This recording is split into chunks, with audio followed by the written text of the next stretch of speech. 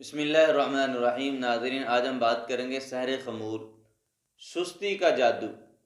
بعض لوگوں کے اوپر سستی کا بھی جادو کیا جاتا ہے۔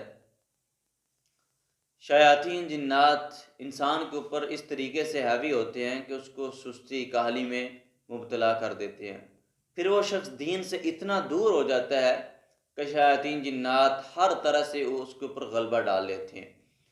ایسے انسان کی علامات اور کیفیات کیا ہوتی ہیں؟ وہ خود غرض ہوتا ہے، صرف اپنا کام، باقی گھر والوں کی فکر نہیں۔ والدین کہتے ہیں بچہ سست ہو گیا، اتنا ذہین تھا پڑھائی میں، کام میں اتنا ذہین تھا، اب کاروبار پہ نہیں جاتا، کام پہ نہیں جاتا، اسٹڈی پہ نہیں جاتا، سست ہے، بس اپنے کام کے ساتھ اس نے کام رکھے ہوئے ہیں، خود غرضی اتنی زیادہ۔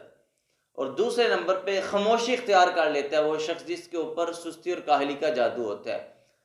پہلے گھر میں، معاشرے میں، دوستوں کے ساتھ، عزیز و اقارب کے ساتھ ایک بڑا اچھا تعلق اور ایک اچھا ریلیشن ہوتا ہے، لیکن جب یہ سحر خمول، سستی کا جادو کیا جاتا ہے تو پھر وہ شخص خاموشی اختیار کر لیتا ہے۔ بات بھی کی جاتی ہے، وہ اس کا جواب نہیں دیتا، جس کام کے لیے کہا جاتا ہے بس خاموشی اختیار کر جاتا ہے۔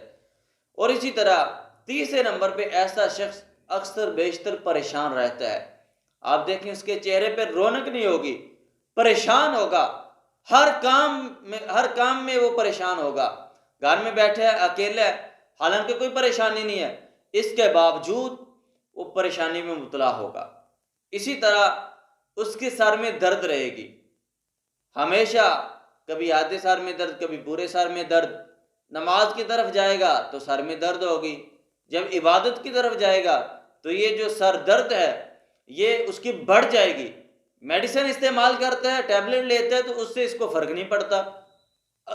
حتیٰ کہ بعض لوگ ہمارے پاس آتے ہیں کہتے ہیں کہ ہم 3 4 ٹیبلٹ لیتے ہیں درد کی، لیکن اس کے باوجود درد سکون نہیں لینے دیتا ہمیں۔ تو یہ بھی سحر خمول کی ایک علامت ہے۔ اور اسی طرح محفلوں میں کراہت محسوس کرنا، کہ گھر میں اگر 5 6 افراد ہیں تو وہ ان میں آ کے نہیں بیٹھے گا، اکیلا بیٹھے گا، اپنے کمرے میں رہے گا۔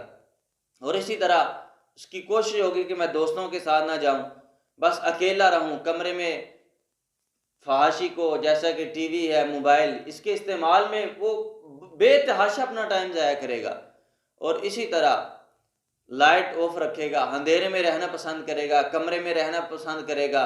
یہ سستی ہمیشہ اس پر غالب رہتی ہے، تو اس کا مطلب یہ ہے کہ یہ سستی کا جادو ہے، سحر خمول ہے۔ اللہ کے نبی علیہ السلام نے سستی سے پناہ مانگی ہے۔